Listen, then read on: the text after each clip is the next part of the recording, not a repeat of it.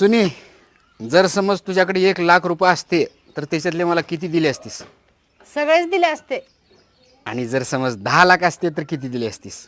अहो सगळेच दिले असते. आणि जर 1 करोड असते तर किती दिले असतीस? अहो तुम्ही मला एवढे पैसे देताय रोज, तुम्ही माझ्यात म्हणल्यावर मी तुम्हाला सगळे पैसे दिले असते. खरंच राव, तुझं मन लय मोठं आहे बरं का. आणि जर समज 8,555 रुपये असते तर किती दिले असते?